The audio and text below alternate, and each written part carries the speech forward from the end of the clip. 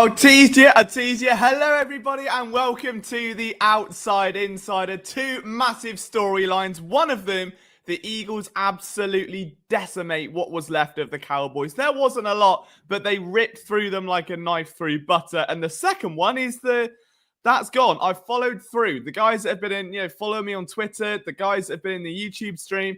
A Lannister always pays his debts. I said, much that I forgot, I thought it was the Super Bowl, but I said if the Eagles won 4 games in a row, I would shave my head in honor of Nick Sirianni doing that. And well, look, it's not a full shave. I would have, but the barber decided to tell me, are you sure about that?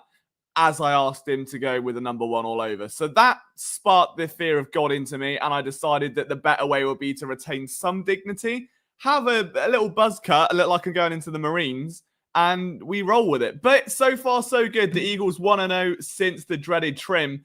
And here we are. Where do we even start with that game? It's great to see so many of you in the chat. If you're hopping in, I hope your Sunday has been as tremendous as it was mine watching that game. We'll get to a few of your comments. Zach is in with a go birds. We've got Epic Men saying, heck yeah, he is buzzing like a bumblebee. Suave Di Castanado. I hope I pronounced that right. I know I've butchered that. I was really hoping Jalen didn't turn it over at all. So let's start with, we'll get to that point in a minute. We'll open with that and we'll go through the game as it progressed. Mark says, the fact this is a therapy session still shocks me with Sirianni still. Very fair. The fact this isn't a therapy stream after the game, despite Sirianni still on the team. Very, very true. And I know we've got some VAR on the hair there, so I'm glad I got Duck in my corner fighting for me. And I've done No Shave November wrong. Well, let's not talk about No Nut November if I've done No Shave November wrong, because that is going to be a very different discussion. All right, let's get into the game and how it panned out then, because it didn't start out overly promising. And I think I kind of made the best analogy on Twitter when things started getting a bit wobbly. There was an awful fumble, there was a dodgy interception, but more concerning than that, it just felt like the very typical Sirianni offense of like unrelenting deep shots, unrelenting Jalen Hurts 4 seconds in the pocket per play. There wasn't a lot of optionality there. It wasn't a lot of creativity. Saquon was barely getting used. I know he picked up an injury, but prior to that, really wasn't getting much to the ball at all, which was confusing given how poor the Cowboys' run defense has been this year. So that raised some question marks. And then the second half happened, and it was like a completely different team. And, you've got Jalen Hurts playing like prime 2022 Jalen. You've got Saquon Barkley doing Saquon Barkley things. And then you've got the rest of the supporting cast, someone like Johnny Wilson balling out. We haven't even mentioned the defense. I'll get to that. I want to stay offense for now. I've got a whole segment for Zach Baun. You better believe that one. But I do wonder, and I know a few people pointed to this on Twitter, if the sunlight maybe played some sort of factor in that game. And I don't know why, or if Dallas can even shut their roof, or if they've just got curtains, just big curtains, just going to get a big blanket and put it over it, just something. Because the sunlight at that time, I know they're not really in many 4 p.m. games on their time. A, because they're awful, and B, because they're just not. They're either like prime time or they're 1 p.m. So especially at home, you don't see it. So I get why it's maybe been overlooked, but you could see it on TV. Like the glare for the first 20, 30 minutes of that game was borderline unbearable. And I can't imagine how difficult that must have been for a quarterback, but I don't think that excuses the play calling. Like Nick Sirianni and Kellen Moore aren't looking at their play sheets like, I can't see, his sun's in the way. It's too much. Like they're not having problems reading the play sheet. You can make a kind of excuse for the play that Diggs made in the end zone with the interception, like Jalen maybe misfired it, couldn't see because of the glare. That's fair. But holding the ball on for too long, taking too many sacks, running into pressure, first half, not good, not sustainable. Like they gave them too much of a lifeline, and that was poor. Now I'm willing to write that off because of what we saw in that second half, because of the turnaround and how dramatic of a difference it was. I don't think that's by chance. And if it is by chance, then it's very much a hats off moment to Kellen Moore and to Nick Sirianni for figuring it the fuck out. A little bit of FITFO there, just to get that ship right and to very much uncomplicate things. And this has been the thing that we've seen all year long, is that the Eagles can just never seem to get out of their own way. Like they're the most self-sabotaging anti-hero the world has ever seen. They will put themselves 10 foot deep into a hole, dig themselves out, and move on to the next challenge. And they got away with it today, if I'm honest. That first half was not productive for an offense that good against the defense that bad. You've got the 28th ranked run defense. You've got the second ranked rushing offense. That's fire and ice. And you just don't have any kind of reaction in the middle. It's just, won't bother. We'll leave the ice over there, actually. Instead of melting it, we'll just leave it, which wasn't great. So, again, had the second half not been such a dramatic turnaround, I probably would be a little bit more apprehensive about that win. But all I have wanted all year, all season long, and again, the regulars in this chat will be able to vouch for this, is genuinely to have an Eagles game where they blow out the opponent they should be blowing out. And a lot of people will point to that 28-3 win over the Giants and say, oh, they did it against the Giants. I don't think they did. Saquon Barkley did it against the Giants. There would certainly, the defense did and Saquon did. Hurts wasn't at his best, and there was still question marks after it. There was still concerns with Sirianni. There was still a couple of dodgy decisions and stuff like that. This was about as complete a team, the second half at least, a complete team outing as we've seen from the Eagles in 2024. They didn't overcomplicate it. They didn't get too greedy. They weren't forcing anything. They spread the ball around well. They opened up the run game. They made good reads. Jalen made some fantastic throws. You couldn't ask for more from Hurts in that second half. Like, that was brilliant. And to walk out of Dallas, having held them to under a touchdown and to put up 34 plus points on him, I mean, you take that any day of the week, regardless of who's at quarterback. I don't care if it's prime Tony Romo. I don't care if it's prime Mark Sanchez. It does not bother me. If you can beat a divisional rival within an inch of their life and walk out of that stadium, you've done a good job. Now, when you do that in a way where the defense looks arguably the best it ever has this season under Vic Fangio, when you do it in a way where the offense night and day, half to half, the second half was brilliant, I think, across the board. You could see issues in the first quarter. Like, there was a lot of pressure. I'm not sure if they were maybe targeting that right-hand side to try and flush him out onto, I know he rolls left, so they'll go the other way, but it felt there was a lot of focus on Micah Parsons and trying to really maybe just stagger the offensive line and see if they could penetrate him and force him into bad throws, or no, he's not, or the opposite, and know he's going to hold the ball on for too long, create negative plays. There was a real emphasis on that. And as soon as that burnt out, and maybe as the sun faded away and they could actually see what they were doing, they were just able to get back to basics. And that made all the difference. So regardless of what the reason was, like, it'll be interesting to hear in the post-game conferences how much of an issue the sunlight played. But regardless of what it was, I think that a lot of Eagles fans can walk away from that game with absolute just euphoria and confidence and comfort. And that is something that they've not had all year. Like, from start to finish, there's been, with every game this year, there has been something not quite right. Even last week with the Jags, Nakobe D makes a heroic play to seal the game. He shouldn't have had to make it. They should have walked that game the same way they walked this one.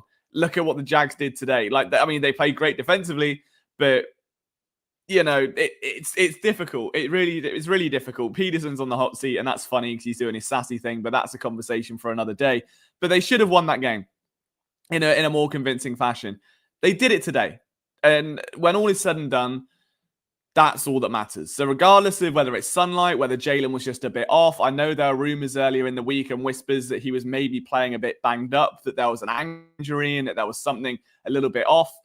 If that's the case, maybe knowing you're going against a backup, would it be worth starting Kenny Pickett? I'm glad they didn't. But if it's going to be hampering, it's something to certainly consider, especially on a short week. Like, if you go in less than 100% and we play a game of assuming, and assuming does make an ass out of you and me, but if we play that game, that there is something to do with the ankle, because he did look uncomfortable off his back foot. A lot of those throws were like 5-step drops deep in the pocket, off a back foot, just launching it with all he's got. Didn't look comfy, didn't look poised, didn't look confident. And if that is something to be wary of, or just certainly keep an eye on between now and Thursday, it's not like they've got a whole week. It's a short turnaround. It's a primetime game. It's Thursday. It's something to be aware of. But alas, until it's an issue, it's not an issue. And we can just take heed in the fact that this Eagles team in the second half really figured it out offensively to deliver a great performance. It's one of the few times this year where the defense had given them plenty of opportunities, generated plenty of turnovers, plenty of negative plays, really holding the Cowboys hostage in Jerry World. And the Eagles offense could actually convert them. We haven't seen that in a while. Usually the defense would come up big, they'd make a huge effort, the offense dries up. This is the first time in a while the offense actually delivered. They got the alley-oop and they dunked it down. And that, I think, is worth a lot more than just a simple well done. So the offense did well. Nothing to be concerned about, I don't think. Like, again, second half speaks volumes. I know Cooper Rush wasn't playing, but he isn't playing defense. The defense had a couple of setbacks, but they're not a lesser unit, really, than they were a year ago. You've still got the marquee players there. I know there was an injury mid-game, but it's a solid group, if we're being honest. Like, I don't know why they're struggling. I don't know what's happening in Dallas. I couldn't care what's happening in Dallas. All I know is the Eagles have beat the wheels off him. It's a respectable defense, and that mattered in the second half because it didn't always look that way to begin with. So a really great outing. We'll get to a few of your comments and then we'll get on to some of the defensive standouts. I know we've got to get through Cooper DeJean. We've got to get through Zach Baun. We've got to get through even Reed Blankenship made a big play. I think Avonte Maddox got in on a fumble. Jalen Carter was excellent. A lot to like defensively. So we'll get to that. But I know I'm just rambling. I always do in these post-game streams, just venting it out. So we'll get to a few of your comments because I don't want you to feel like I'm ignoring you. I promise I'm not playing hard to get. Timor says, you won, Eagles. Enjoy your money. Hope it makes you happy. Deal or what's that little life? Look, game's the game. The game is the game. I think I'm being ruined in fantasy anyway, so don't worry about it. Thank goodness for Jalen's calmness under adversity and poor play. Does any quarterback in the league have the next play mentality more than him? Good to see you win. That's a really good point. I think when you look across the league at the minute and the amount of quarterbacks that struggle in those circumstances, like you can look at the Bears today. There's no way they should have lost that game that way to the Patriots. Like they should have at least been within a score, if not winning. Like they should have won it if we're being honest with ourselves.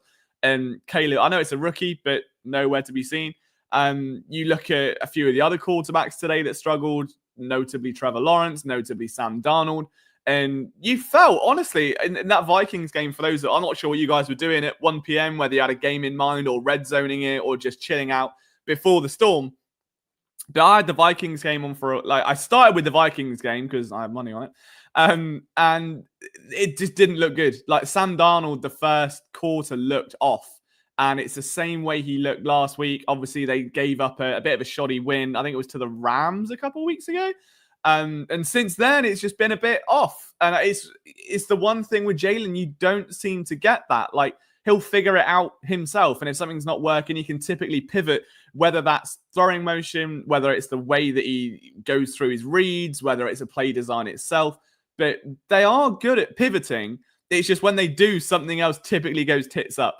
So this is one of those rare occasions where it all came together. But you're absolutely right. I think that the fact that Jalen can stay so cool, a lot of people jump on Hurts, I think, for that calmness, because when there is adversity and when things aren't going well, they want to see an emotional response and a sense of ownership and care. I think care is the big one, because when you come off nonchalant, like it can come across like you don't care. And you get that in life, relationships, friendships. If you're quite passionate about something and someone's like, okay, and they might be really interested, it's just the way they're wired, they don't get that same buzz you do, sort of thing, and it can come off quite negative. Harris has always been that way. The same with press conferences, the same off the field, on the field, always carried himself with a level of stoicism.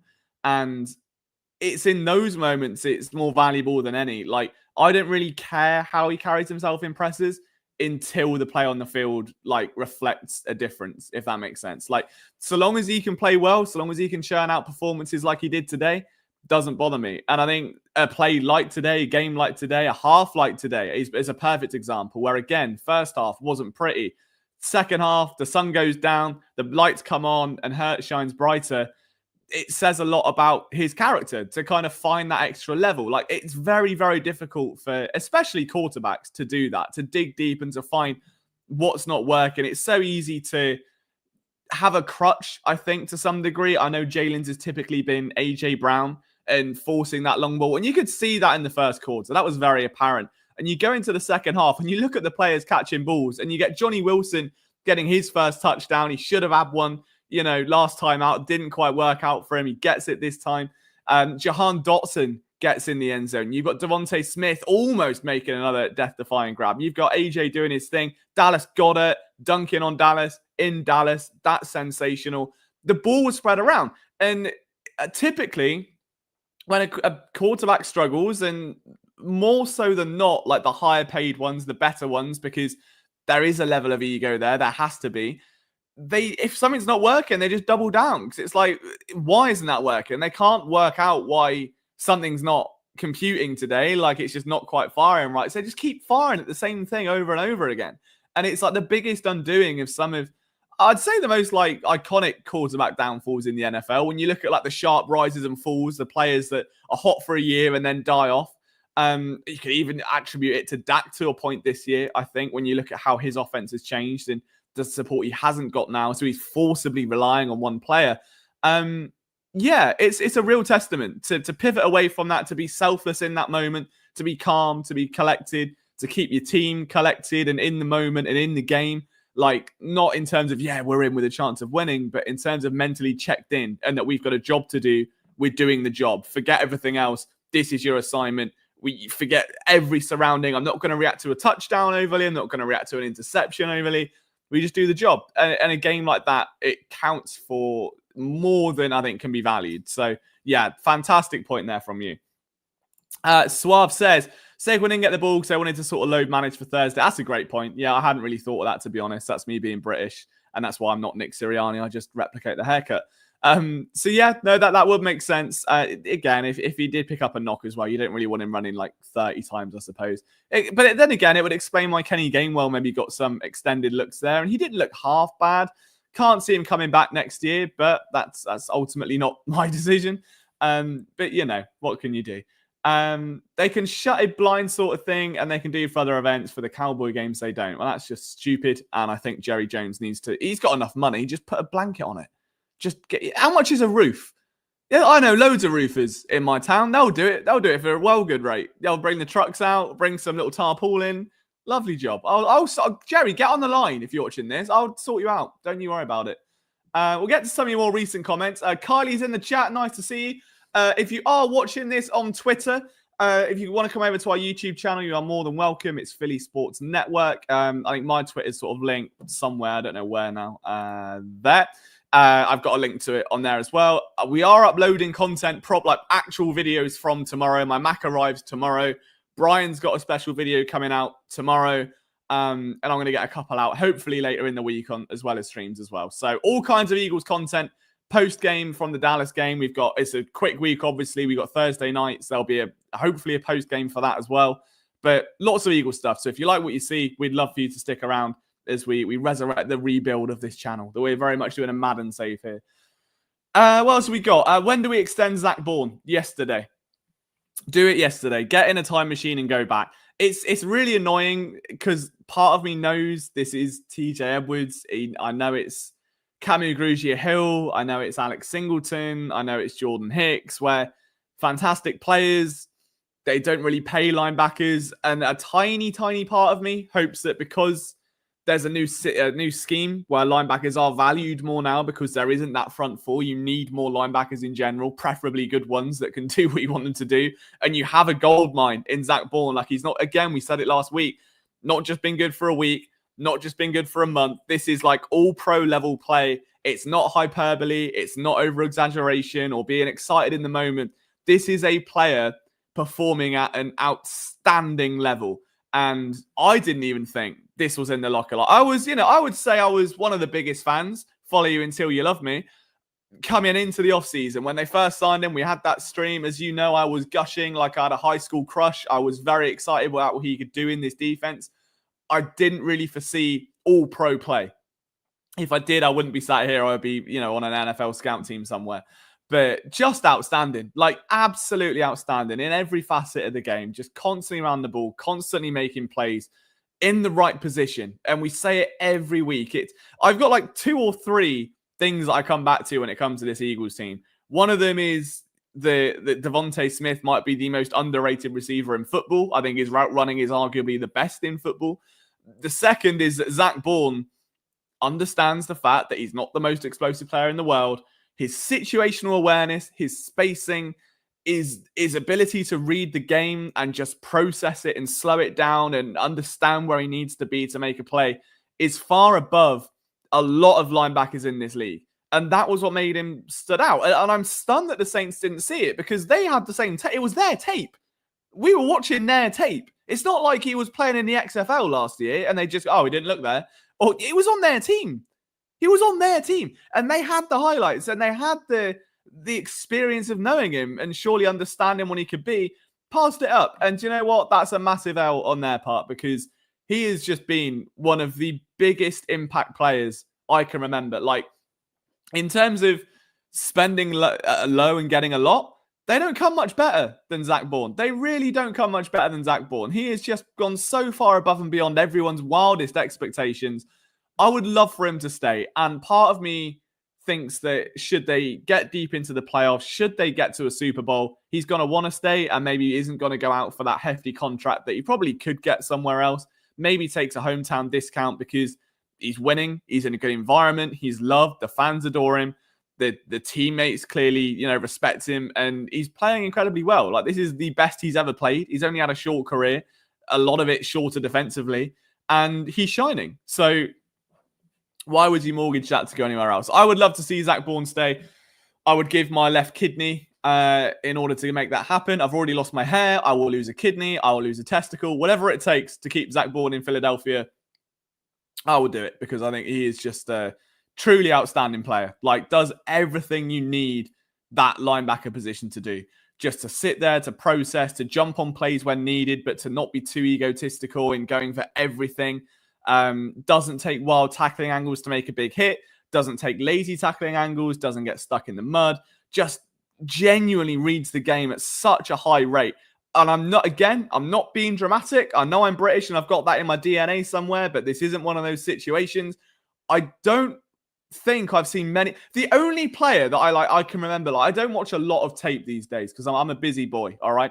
But the only linebacker I can actually remember who reads the game as well as Zach Baun. And I don't mean in terms of as good as Zach Baun or because there are so many linebackers out there that are better than Zach Baun. But in terms of a player that reads the game, just that single aspect of positioning and spacing and how you move and being on your feet, shading the right times, closing the right times, sinking back the right times.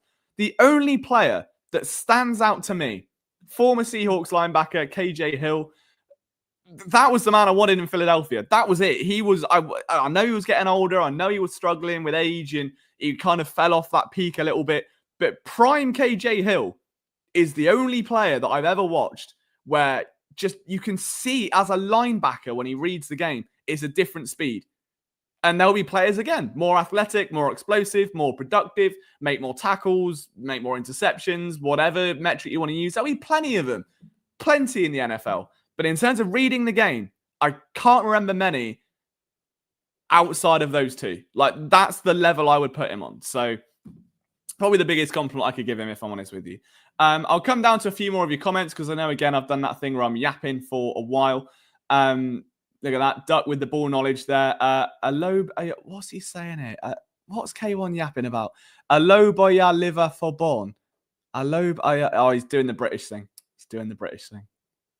Love that. Oh, KJ Wright. Sorry, not KJ Hill. KJ Wright. Have someone corrected me on that yet? I don't think so.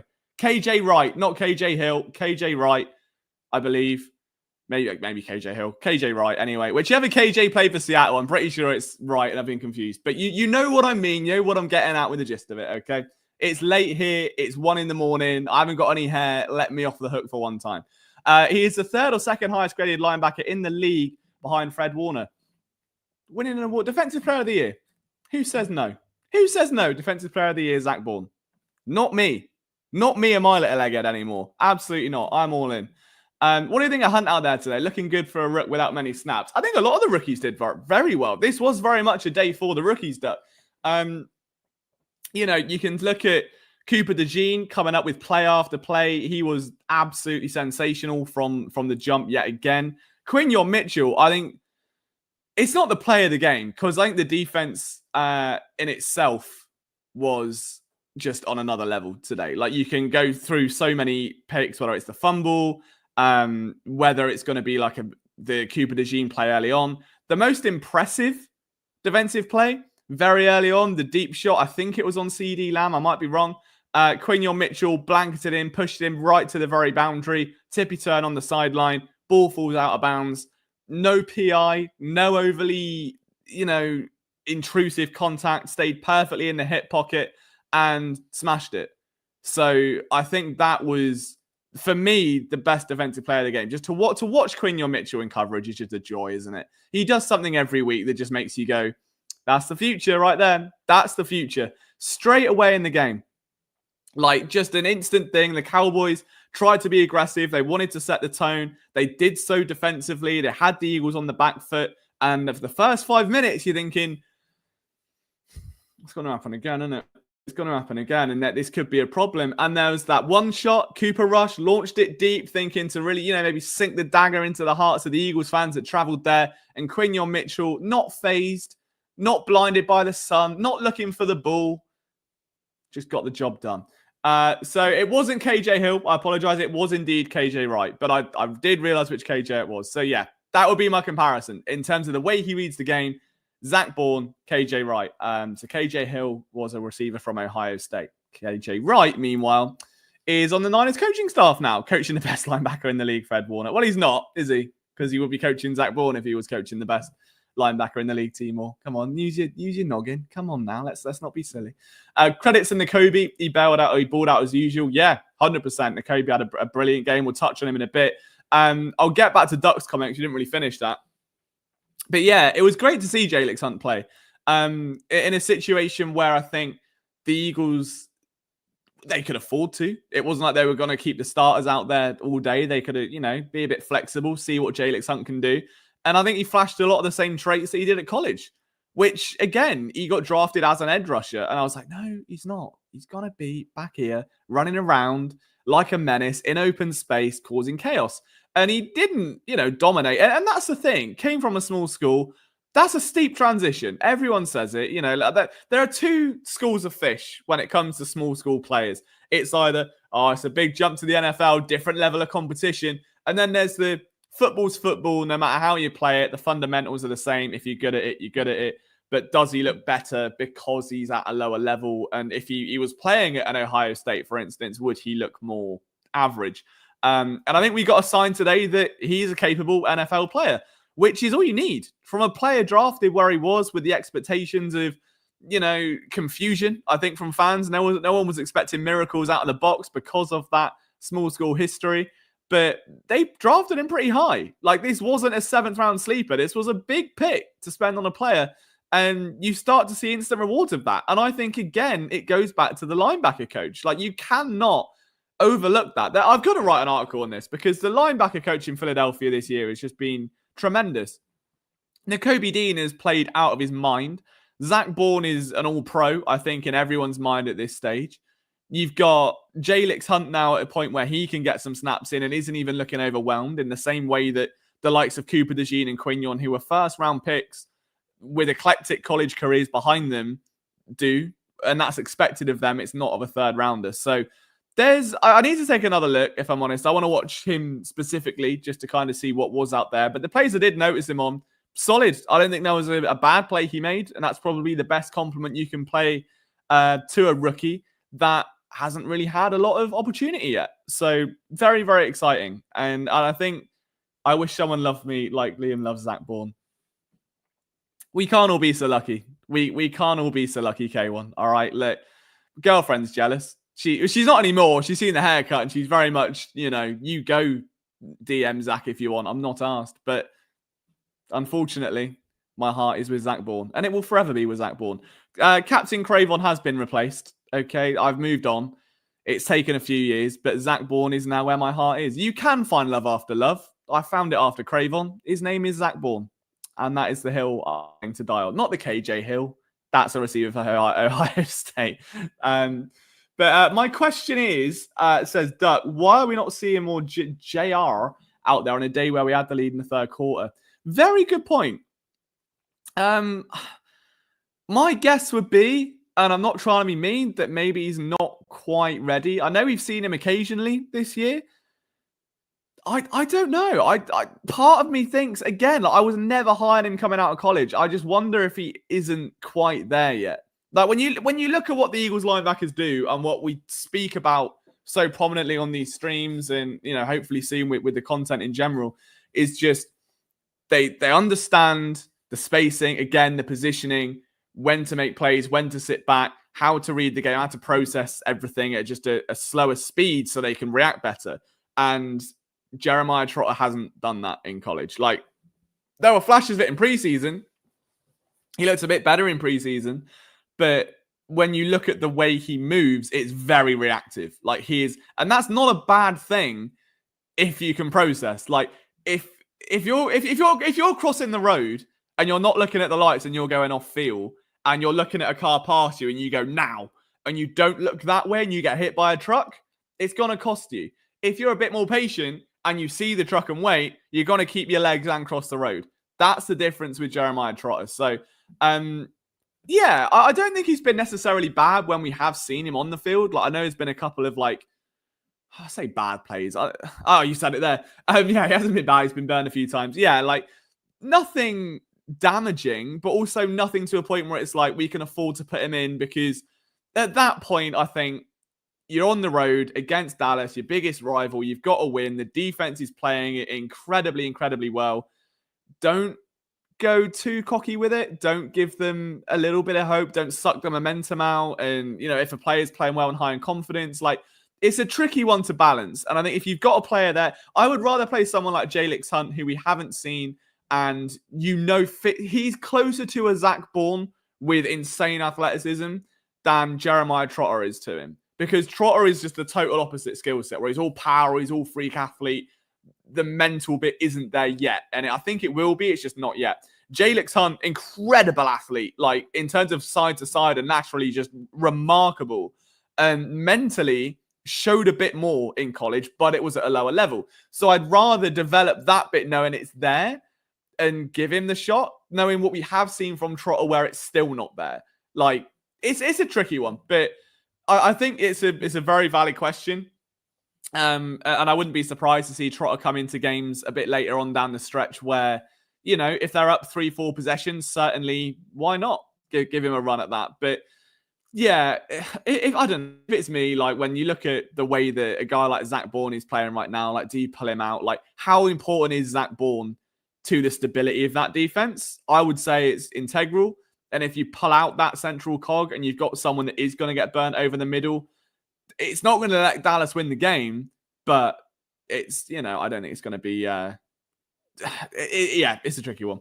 Hunt Sips are generally a really good elusive. His eye for the game still a little slow. Yeah, I think that will come in time. I hope that will come in time. But yeah, remarkable athlete. He is like I was going to say something a bit naughty then, but he is like an exotic dancer, we shall say.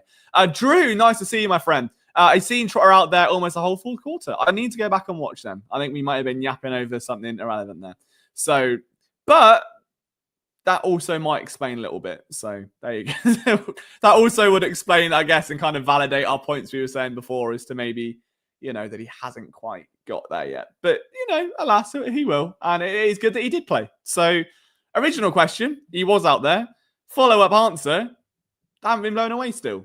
But also good that, as Duck said, like, you never want to hear a player's name something bad. And the fact that he was just out there, probably running around, soaking up the views, making a couple tackles, like, yeah, you can't be mad at that. But yeah, overall, just a sensational weekend. Isaac says, here's a fun stat. He is my quant, Isaac. He is our little PSN quant. A fun stat. For the last time the Eagles won in Dallas, 2017. The last time the Eagles had great linebackers, 2022 and 2017. And the last time they won a Super Bowl, 2017.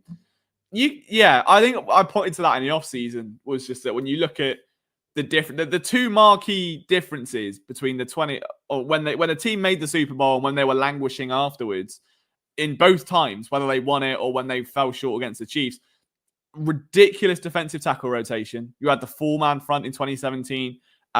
We've named them before with like Bo Allen, Destiny Vial, Timmy Jernigan, and Fletcher Cox. This year, Jalen Carter, Milton Williams has been playing brilliantly as well. Like, let's not overlook that. I think he has been really good. Like, he's a player that's subtly got better every year he's been in the league. Hasn't had the breakout yet. Hasn't been the dominant star that's shot out of nowhere and turned heads. But I don't think you're going to be when you're alongside Jalen Carter. But you've got Milton Williams, Moro Ojimo, who's been, again, very, very solid. Like, not a bad word to say. Jalen Carter, obviously Jordan Davis. That's another good four-man rotation. Linebackers in 2017, excellent. Linebackers in 2022 were pretty good as well. Obviously, that was the TJ breakout. And then you've got good linebackers here. So, yeah, I think it's a great observation, Isaac. And the rot has stopped. The Eagles have won in Dallas. Now, is this like the Liverpool winning the Premier League level thing where, I know not many of you may be soccer fans, but they won the Premier League during the COVID season. So there's always like a bit of an asterisk when people talk about it. So, oh, well, the fans weren't there. A bit of a different year. It was the COVID year sort of thing. Is that going to be the same to that point, when you go back and you look at things? But at the same time, who's to say? I think they've been exceptional so far, this team. Like, this game specifically, that's the best I've seen them play. That second half alone was nothing short of magic, I think, on both sides of the ball. I've actually been bored watching an Eagles game, let alone against Dallas. Actually, I tell a lie, I've been bored watching Eagles games, but like, never against Dallas. Like, the Dallas games, you're always, like, even if you're down 15, you are still sat there glued to your seat hoping. Or if you're up 15, you're terrified. That's the first time, like, after maybe, it might have been the Jahan Dotson touchdown. I think after that, I was just sort of like, well, that's that. Well, they're not going to score. The Cowboys aren't going to score. And the Eagles shouldn't really throw it away. So that's done. And it was. Like, the second half, like, it was boringly good football. And I don't know what more you could want. Like, it was exceptional. If you go back and watch the defense, just brilliant. Like, all throughout the second half. To a point, it was a Johnny Wilson one. Did Dotson not get one as well? I could have sworn Dotson got one as well. Let me have a look. I could have sworn Jahan Dotson got a touchdown as well. Did he get a touchdown? Let me have a look. I'm convinced he did, unless I'm misremembering things. No, he didn't. What the hell? Oh, it's not updated yet on this. Right. He could have. I'm not sure. Oh, it was a 27-yard catch. That's the one. Right. I know he did. No, he did something. Either way, it was a Johnny Wilson touchdown. I will say, though, on that touchdown, while we're talking about that Johnny Wilson, for a fleeting moment, I thought that was a Dallas Goedert touchdown.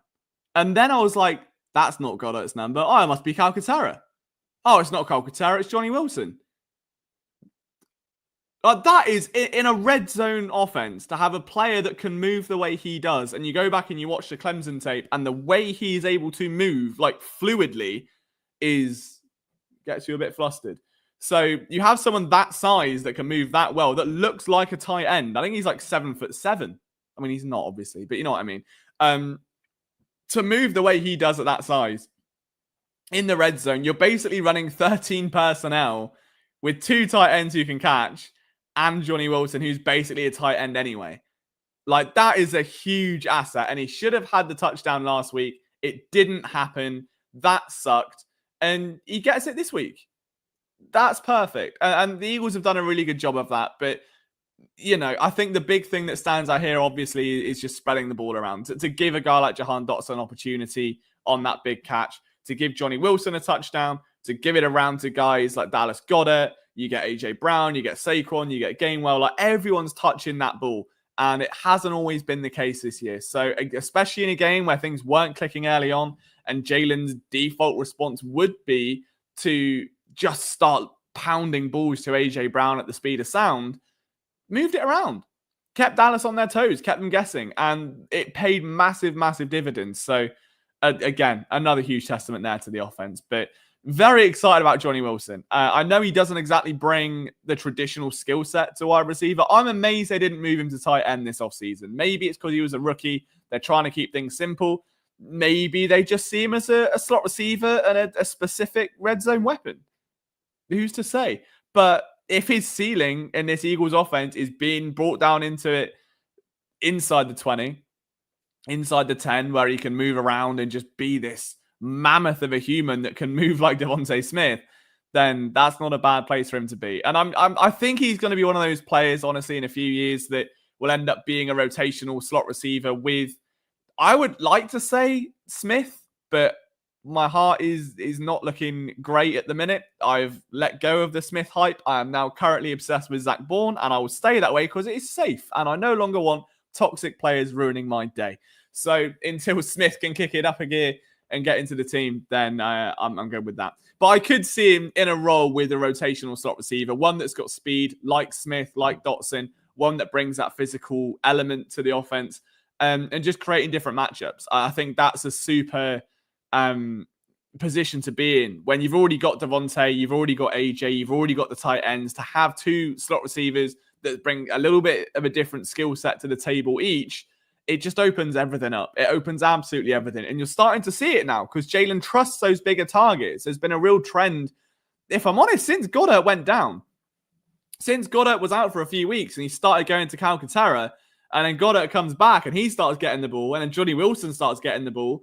Like, there's a real push now, or like a comfort for him of going to those bigger guys. And AJ's a big boy too. Like, he's not 5'8", is he, at the end of the day? But yeah, it's just great to see all of those players eat. And a guy like Johnny Wilson, not just to get snaps as such a low draft pick, but to get meaningful snaps. A touchdown in his rookie year is something I think a lot of people wouldn't have had on their bingo cards. So a massive fair play to him. A massive fair play.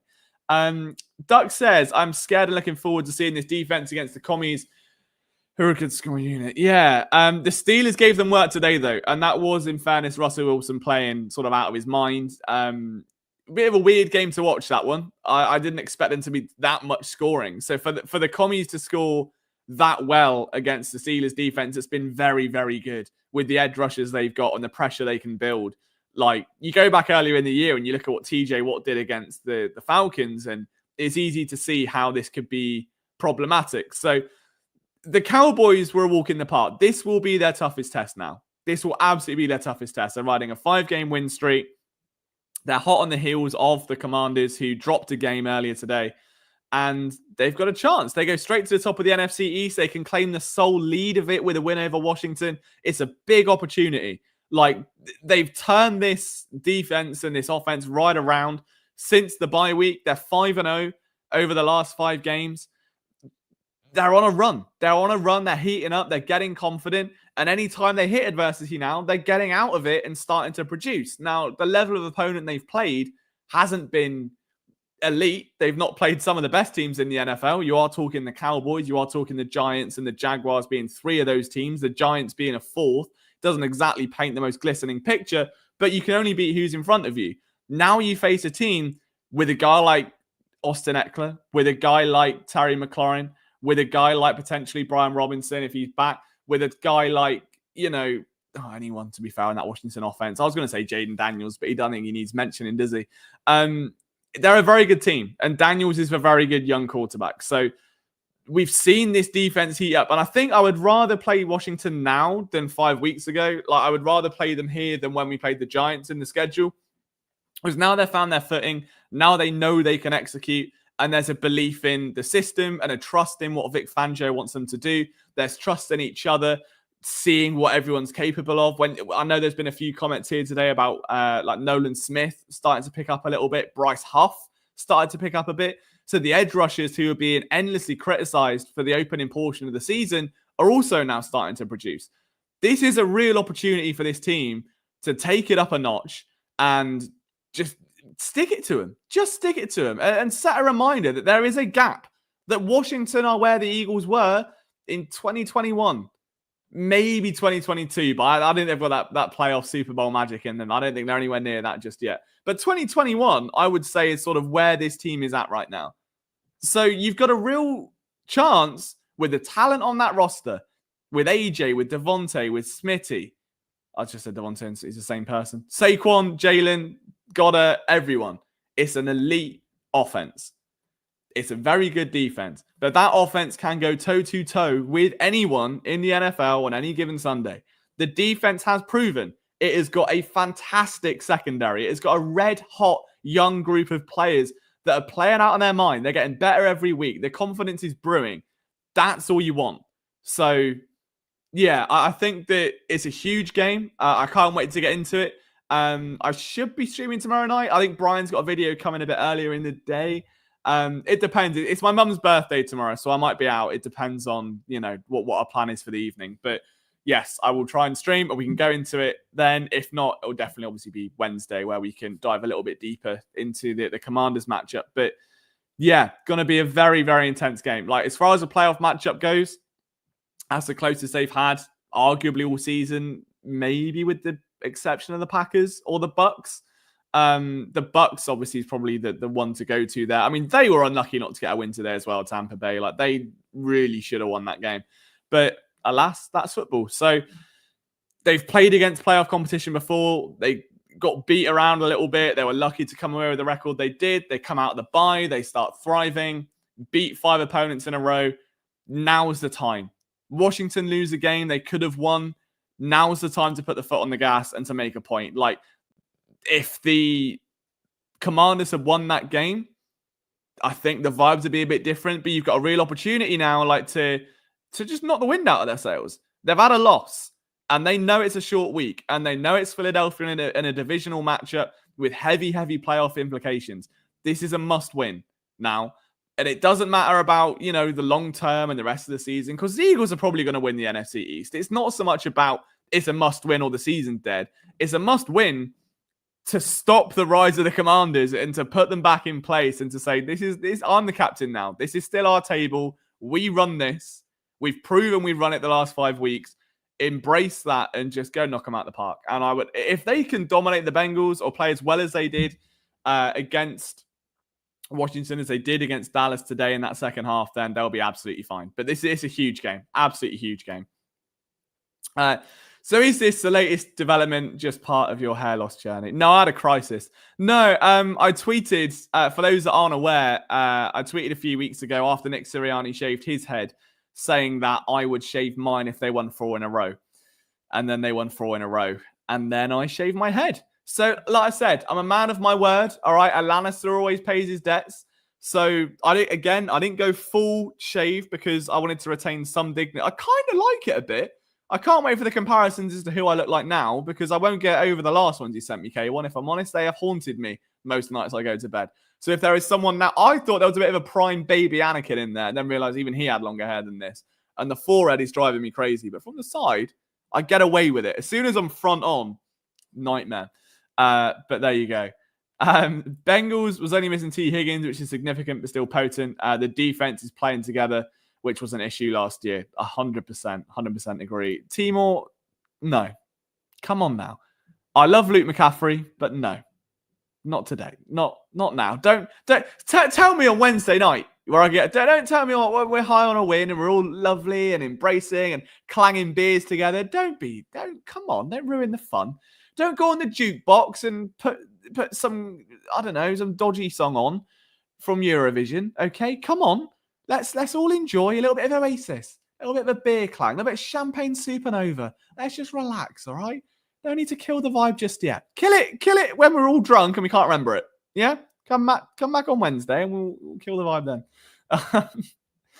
Let's have a look. What else are we saying in the comments? Yeah, I did lose a bet, unfortunately. Can I just point out? Oh, here we go. He's still going. It's not a true bald head, so I think it's a cop-out. Look, it's not a cop-out because I was sat in the barber and he cut my hair too. He cut my hair a week ago. I went to Prague last week. He cut it last Friday, right? Literally last Friday. And I went in a week later, same guy, and was like, I want a buzz cut. And his exact reaction was, are you sure?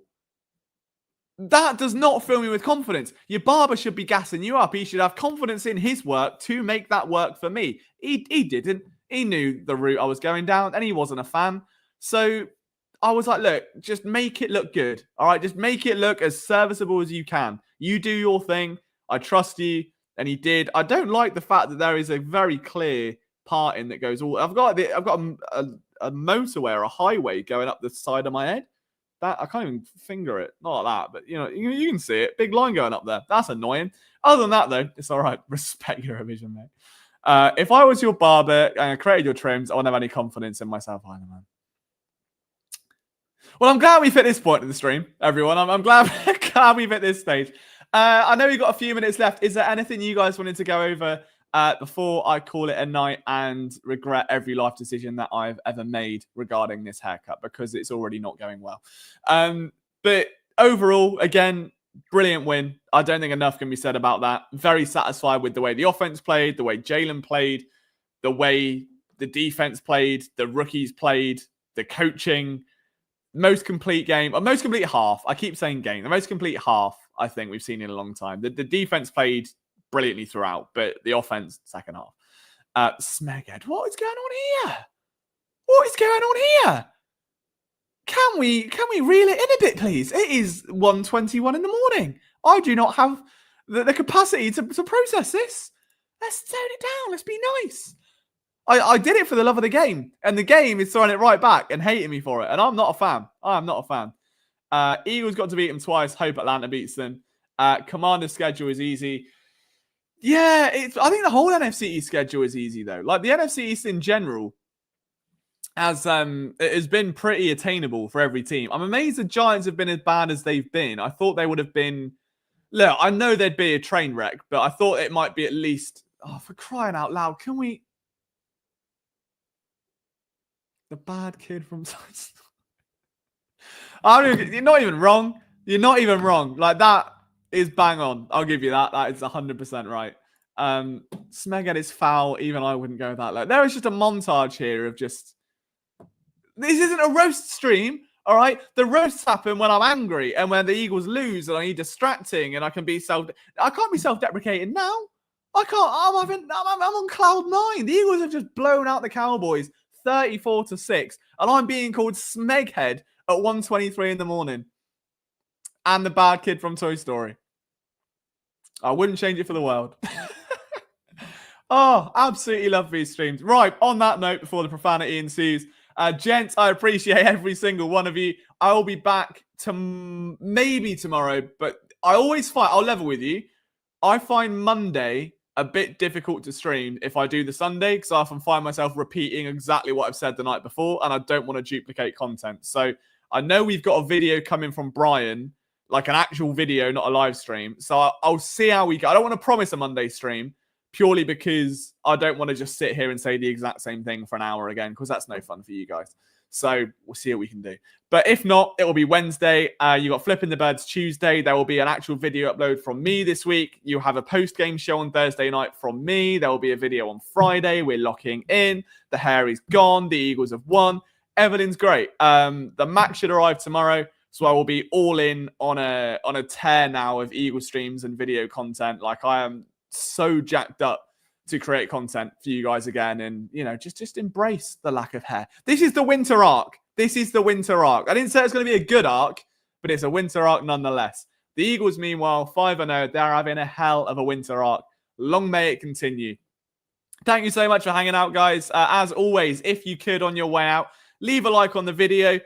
Hit subscribe if you haven't already, because you get notified when we upload, and that's amazing because I can, annoy you with the forehead constantly. But I appreciate you all joining our post-game therapy session as usual. Enjoy your Sunday night football matchup. I can't even remember who's playing. I think it's the Lions and someone. It's the Lions. I can't remember who. It's the Lions. Enjoy the Lions. Enjoy Detroit. And I will see you on Wednesday, if not a little bit sooner. So take care. Go Birds. Texans. That's the one. Thank you for hanging out. And I'll see you soon. Go Birds.